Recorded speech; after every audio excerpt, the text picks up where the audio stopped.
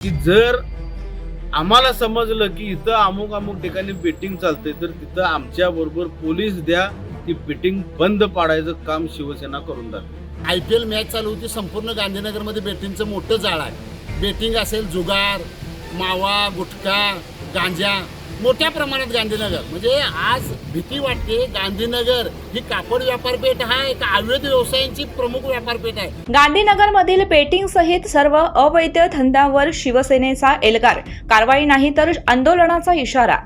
गांधीनगर परिसरातील बेटिंगसह सर्व अवैध धंद्यांवर तातडीने कारवाई करावी, अन्यथा आंदोलन छेडण्याचा इशारा करवीर तालुका शिवसेना उद्धव बाळासाहेब ठाकरे पक्षाने दिला।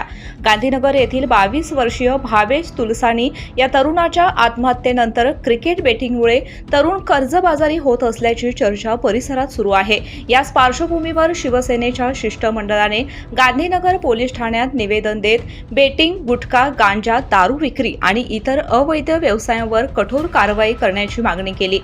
जिल्हा प्रमुख रवी किरण इंगवले यांनी बेटिंगमुळे तरुणांचे आयुष्य उद्ध्वस्त होत असल्याचा आरोप करत तातडीने कारवाई न झाल्यास शिवसैनिक स्वतः आंदोलन उभारतील असा इशारा दिला। तर तालुका प्रमुख राजू यादव यांनी गांधीनगरची कापड बाजारपेठ म्हणून असलेली ओळख अवैध धंद्यामुळे खराब होत असल्याचं सांगितलं। दरम्यान पोलिसांनी सध्या अशा प्रकारचे अवैध व्यवसाय आढळून आले नसले तरी भविष्यात कोणी आढळल्यास त्यांच्यावर कठोर कायदेशीर कारवाई केली जाईल असे आश्वासन दिले।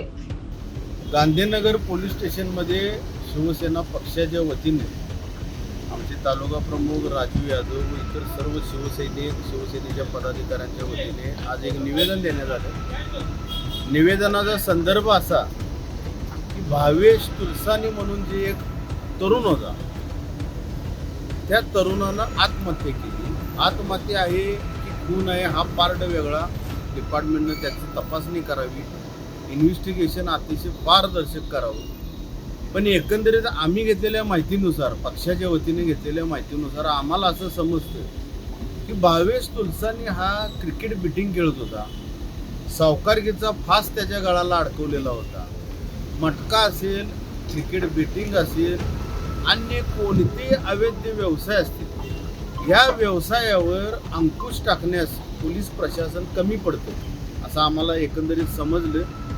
सन्मान्य पोलीस निरीक्षक साहेबांना आम्ही निवेदन देताना एकच विनंती केली की तपास पारदर्शक कराच, पण गांधीनगरमध्ये जे अवैध व्यवसाय सुरू आहे ते कधी बंद होणार? जी तरुण मुलं गांधीनगरातली रात्री घरीच आहे, झोपलंय असं झोपेचं सोंग घेऊन घरातून बाहेर जातात, रात्रभर फिरतात आणि बरोबर पहाटेच्या टायमिंगला पुन्हा स्वतःच्या घरी झोपतात। याला जबाबदार भले घरचे असतील तर याला जबाबदार पोलीस प्रशासन देखील आहे।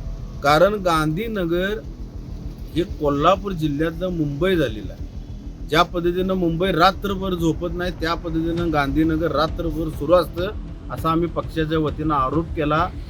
जर दुकाने राईट टायमिंगला बंद झाली नाहीत, बिअर बार असो, बेटिंगवाले असो, अवैध व्यवसायवाले असो, अन्य कोणत्याही मार्गातून फक्त पैसा मिळवण्याचं साधन आणि त्यातून जर डिपार्टमेंट एकत्रित काम करत असेल तरी खंत आहे। एका चांगल्या परिवारातलं, सर्वसामान्य परिवारातल्या मुलग्यानं आत्महत्या केलेली आहे। भविष्यामध्ये गांधीनगरमध्ये अशी घटना घडू नये यासाठी आजचं आम्ही निवेदन दिलेलं आहे। तपास काय होतो हा जरी बाजूला पार्ट केला तर समाज प्रबोधन पोलीस प्रशासनानं करावं, आम्ही त्यात सहभागी होतो आणि आपल्या तालुका प्रमुखांच्या माध्यमातून आम्ही एक विनम्र सूचना देखील केली प्रशासनाला की जर आम्हाला समजलं की इथं अमुक अमुक ठिकाणी बेटिंग चालते तर तिथं आमच्या बरोबर पोलीस द्या, ती बेटिंग बंद पाडायचं काम शिवसेना करून दाखवेल। गांधीनगर ही पश्चिम महाराष्ट्रातील सर्वात मोठी होलसेल कापड व्यापारपेठ आहे। आज गांधीनगर पोलीस निरीक्षकांना आम्ही एक निवेदन दिलं। गांधीनगरमध्ये 4 दिवसापूर्वी भावेश तुलसानी म्हणून 22 वर्षाच्या तरुणाने, तो एकुलता एक घरचा, त्याने आत्महत्या केली। तर आत्महत्येचं कारण तर गांधीनगरमध्ये दबक्या आवाजात चर्चा चालू की बेटिंग IPL मॅच चालू होती, संपूर्ण गांधीनगरमध्ये बेटिंगचं मोठं जाळ आहे। बेटिंग असेल, जुगार, मावा, गुटखा, गांजा मोठ्या प्रमाणात गांधीनगर म्हणजे आज भीती वाटते। गांधीनगर ही कापड व्यापारपेठ आहे का अवैध व्यवसायांची प्रमुख व्यापारपेठ आहे असं नाव ह्या गांधीनगरचं पुढे येतं।